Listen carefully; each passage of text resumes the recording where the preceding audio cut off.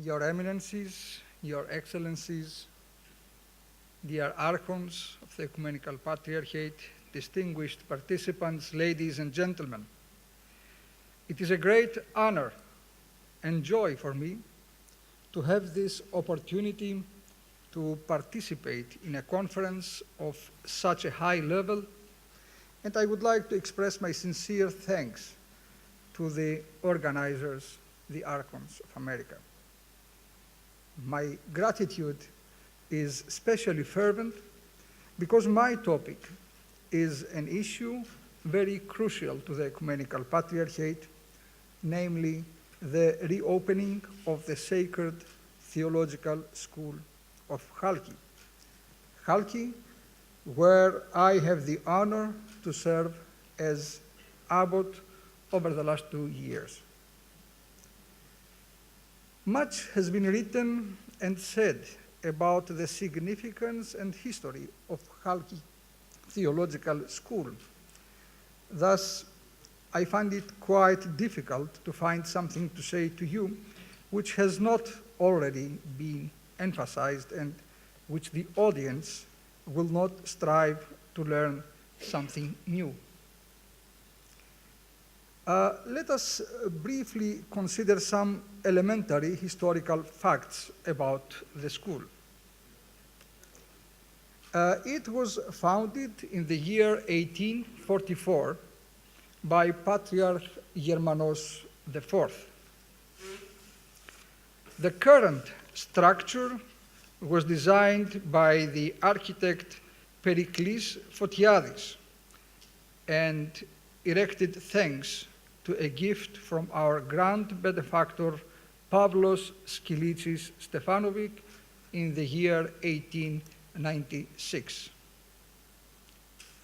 Since its establishment to this day, graduates of the school have included Ecumenical Patriarchs Joachim IV, Neophytos VIII, Anthimos VII, Constantine V, Germanos V, Gregorius VII, Constantine VI, Benjamin, Maximus, Athenagoras, whom you all know, Demetrius, and of course, our Patriarch Bartholomew. It has also provided to the Orthodox Church patriarchs of Alexandria, like Nicholas VI and Parthenius III, patriarchs of Antioch, Alexander III and Elias IV, archbishops of Athens, Germanos II, Chrysanthos, Spiridon, and Chrysostomos II. And the last is Archbishop Christophoros of Albania. I named only the first hierarchs, while omitting all the rest of the bishops and clergymen, graduates of our school. The government has closed down the school in the year 1971. Since then, it is active up to date as a monastery, the Monastery of the Holy Trinity. It is no easy matter for someone to bear the responsibility for the administration of a place which has hosted numerous personalities of the Church and our nation of such immense spiritual standing and far-reaching influence. Indeed, one cannot accept this responsibility unless one is profoundly schooled in the history, until one is unworthily permitted in the tradition, if one is not spiritually nourished by the ethos of the school. Thus, having endeavored during the tenure of my ministry at the Fanar, and particularly close to Patriarch Bartholomew, to receive some taste of the spirit of Halki, I can dare to envision its future. For we have all spoken about everything except the future of Halki. Since we strive and endeavor to achieve the reopening of the school, in light of injustice that has occurred by the state against our people and our patriarchate, it could be prudent to offer some reflections about how we imagine its future. From the outset, I wish to underline that we do not simply fantasize about this future. In fact, we are diligently and carefully preparing for this.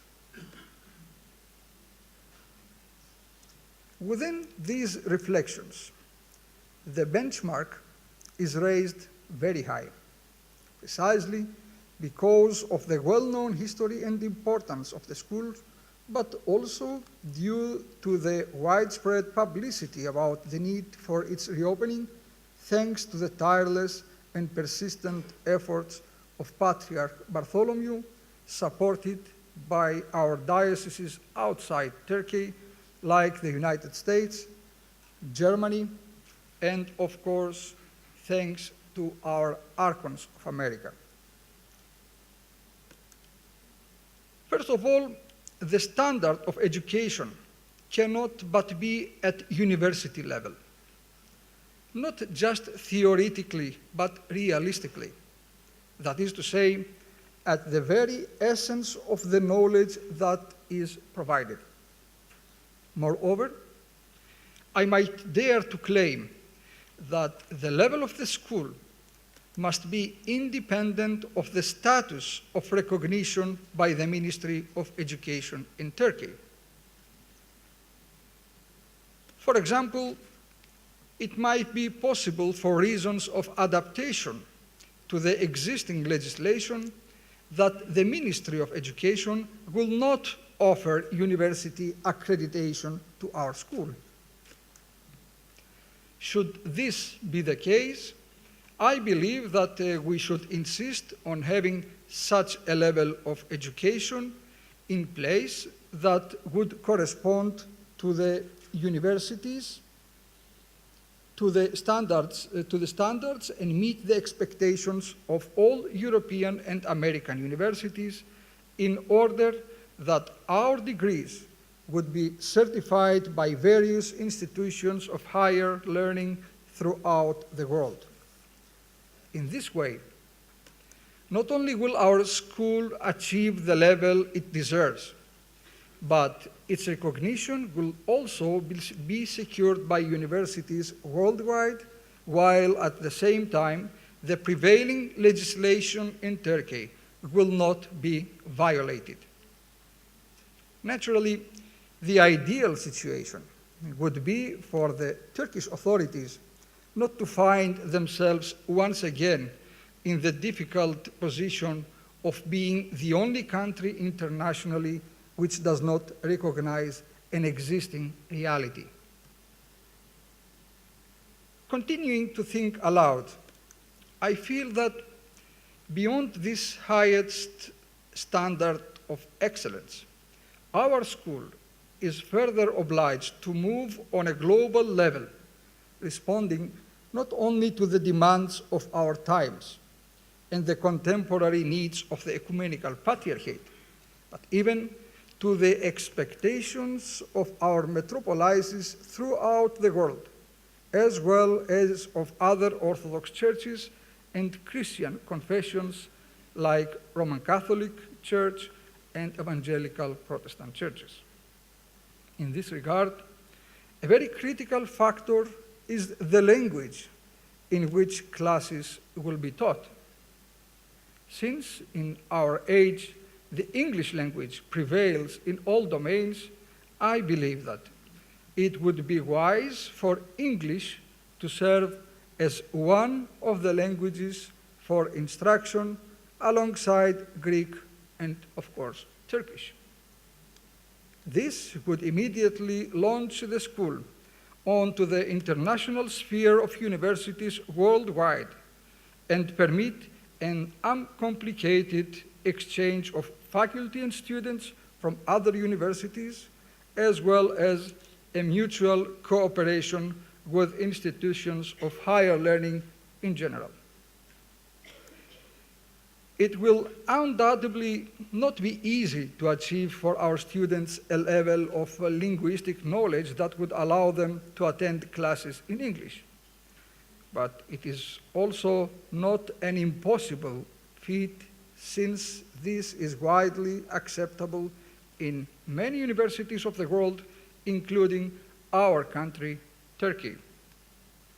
For better results, it would be beneficial prior to the commencement of the formal coursework to include a preparatory year for teaching classes in Greek and English language alongside introductory classes in theology.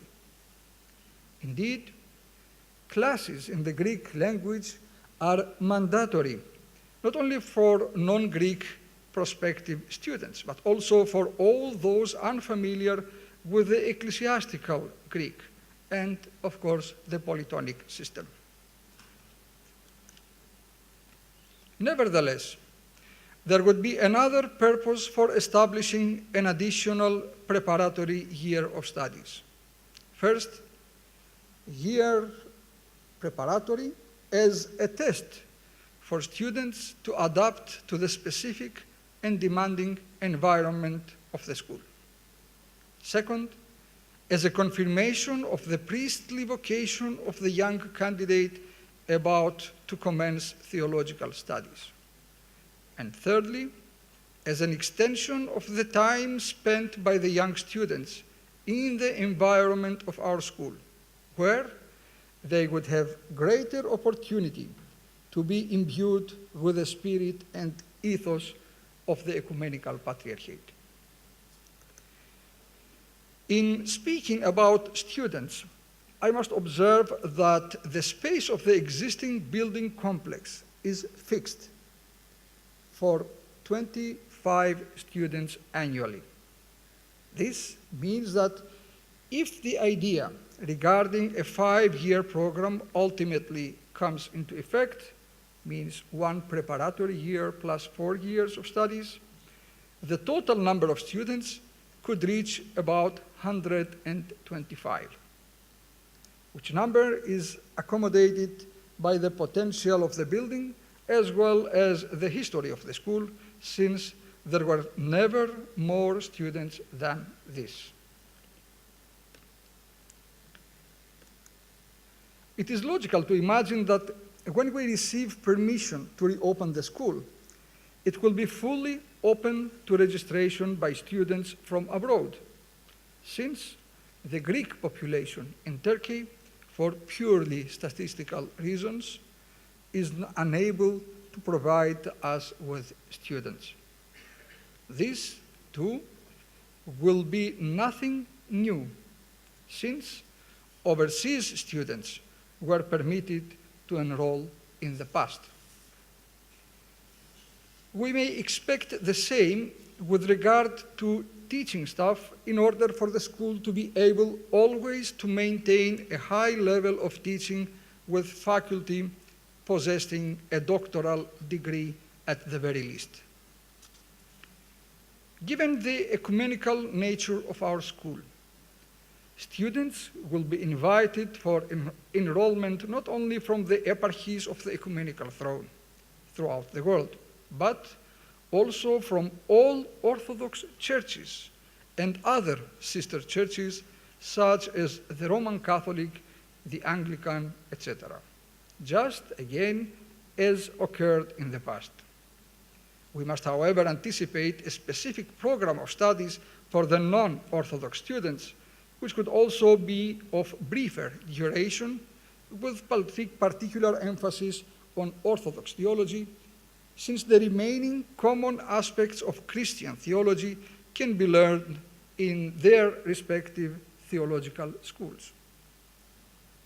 Beyond the common classes taught in every theological school, our school must give distinctive attention to the following areas which constitute significant branches in the activity and ministry of the Ecumenical Patriarchate. First, the place and the role of the Ecumenical Patriarchate within the Orthodox Church and the Christian world in general.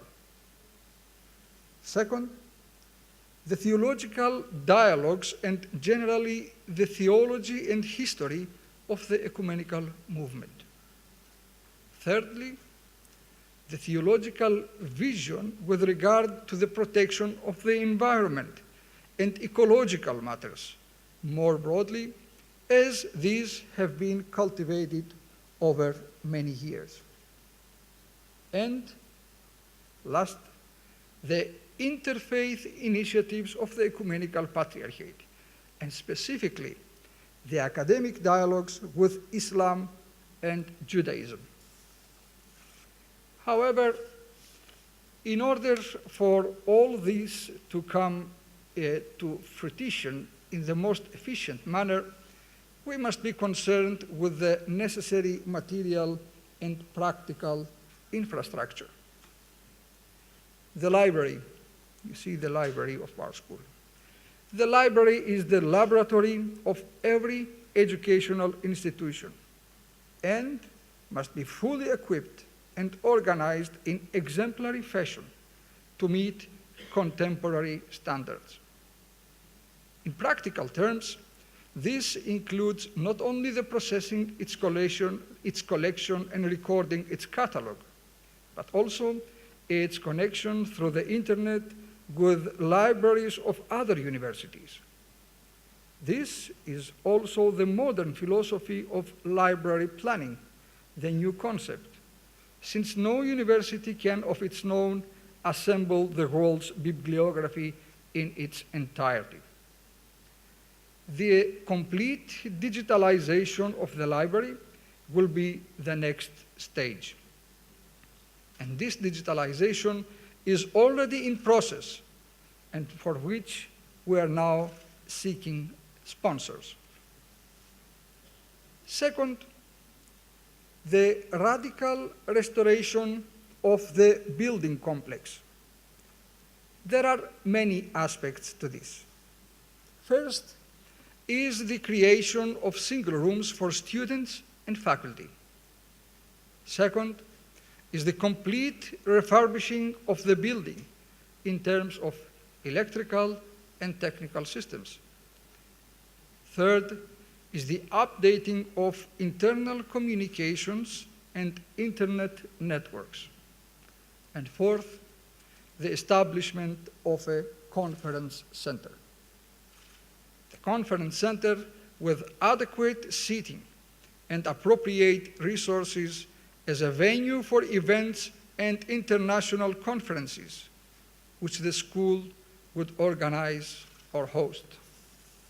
Of course, all of this will occur with the employment of architects of international acclaim and recognized experience in their respective field, in order to secure complete respect for the historical character of the edifice and surrounding space. The work will take place with the latest means offered by modern architecture and technology in general, so that the school will be lacking in nothing as an exceptionally equipped and superbly organized educational center of our time. We have already acquired a relevant study from the Aristotle University of Thessaloniki. We have prepared a budget for the projects. All that remains in the commencement of the fundraising to raise the necessary financial resources through an invitation by our Patriarch and the Holy and Sacred Synod to all the Greek organizations and individuals throughout the world, the Archons included. Here you can see the new plan the new plan of the new Halki. This is the vision for our future. You can see that the conference center is not a new building which is over the surface of the surrounding, but it is under the earth. And this because we are very sensitive with the environment, with the trees around, and we don't want to spoil this beauty. Under the earth will be the new conference center and the new library of the school. Here you can see the entrance of the conference center and the library. The new concept for the surrounding of the school. This is the interior of the new library. This is the entrance of the new conference center. And this is an example of a new room, single room with all facilities for the faculty and the students.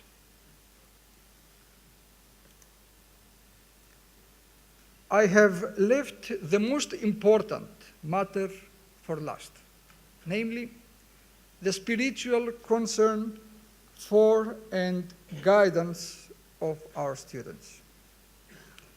All the details I have mentioned thus far are surely important and necessary, but they may also be found elsewhere.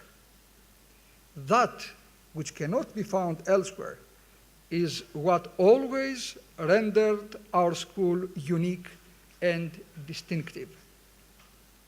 I'm referring to the monastic character of the daily routine, as well as the spiritual life of the seminarians' students. The students will live as novice brothers of the Holy Trinity Monastery, within which they will also be studying at the theological school. The daily liturgical services, participation at the cantor stalls, observance at the holy altar, the practice of preaching, common meals with readings, all of these will, just as in the past, comprise the spiritual routine where the future resources of the Church will be nurtured beneath the loving protection of Panagia Pavsolipi, the precious icon of the Theotokos, who puts an end to all sorrow.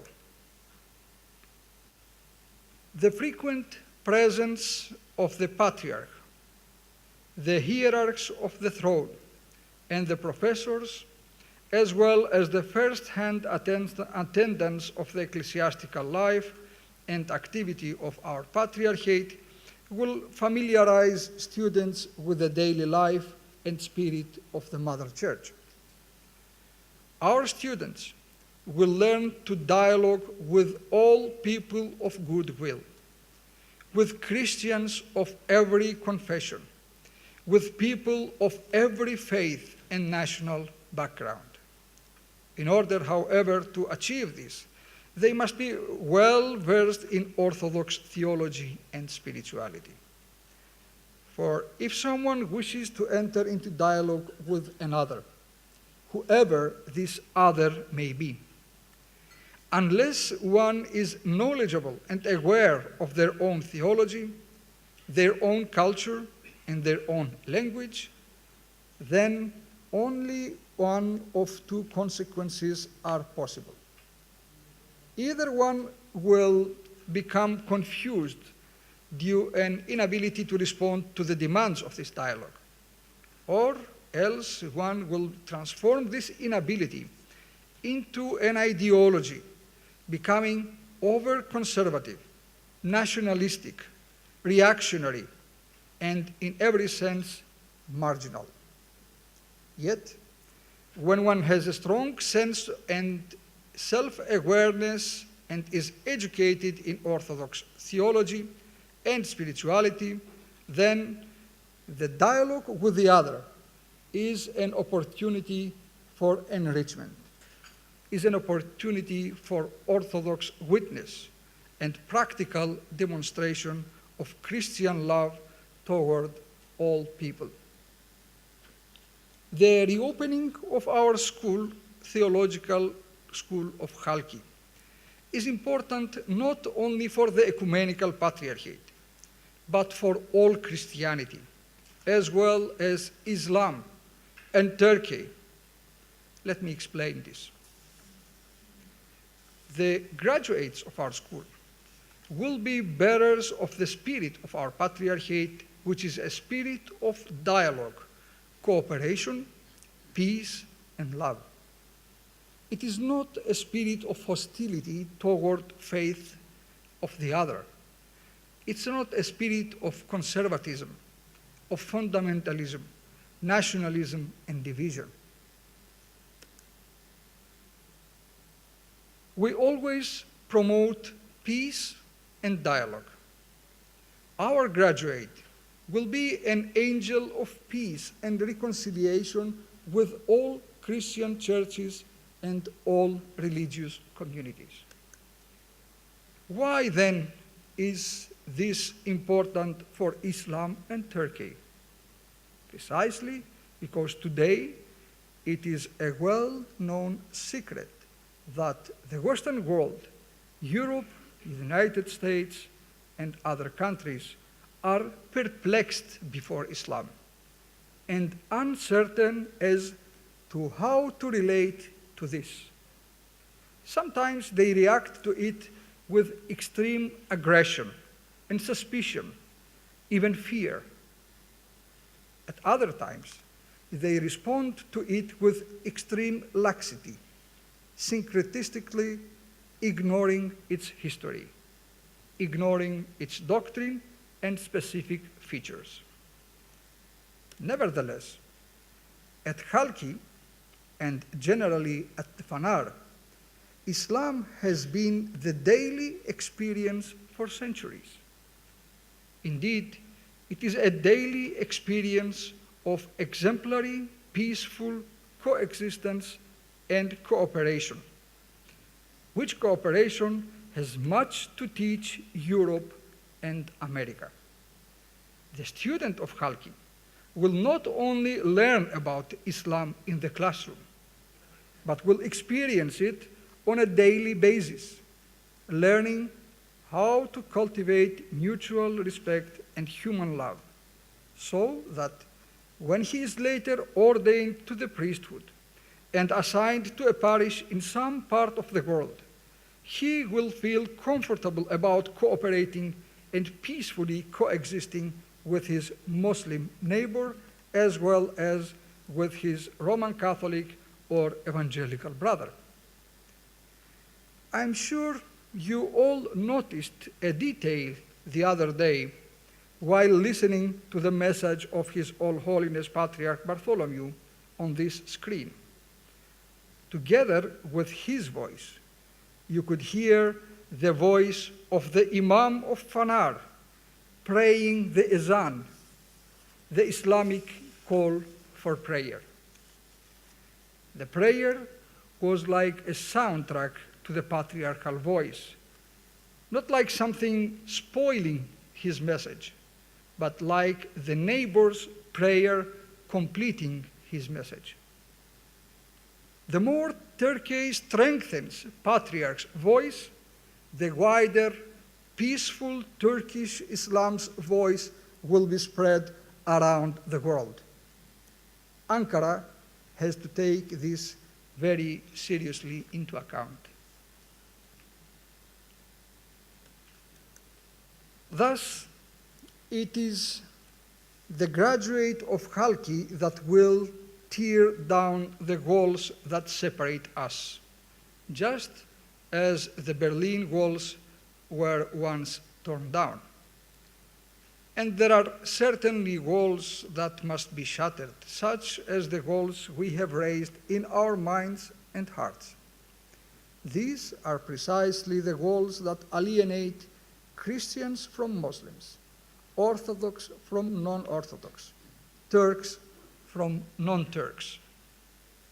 Halki knows very well how to tear down walls. It also knows how to build, how to construct, It knows how to destroy walls and how to build bridges. It will tear down the walls of suspicion and erect bridges, bridges of love, of cooperation, and especially the bridge of Turkey's accession and full incorporation to the place where it belongs historically, geographically, and culturally, namely Europe and the European Union. Such is the contribution of Halki to our world and to our country, Turkey. Finally, allow me to close this list of our school's characteristics with something that I consider very significant, the most important lesson, the lesson of love. I am speaking of love, which is the essence of our faith, the proclamation of our church, the cause of our Lord's suffering on the cross. It is the lesson about not distinguishing between good and bad, sinful and holy people, pure and impure people, our people and the others, those who regularly attend to their church obligations and those who overlook these. This is where we learn that the church is for everyone, because we are all saints and we are all sinners, and Christ sacrificed himself for all of us. By the grace and will of God, this will be the next day of the school, and it is not very far away at all. We do not expect another sign of goodwill from our government concerning Halki. Statements and signs of goodwill can no longer be considered as the signs of goodwill. What we expect is the decision to reopen this school after over 42 years of unfair injustice. Prime Minister Erdogan has proven that he can be a courageous leader. Thank you for your attention.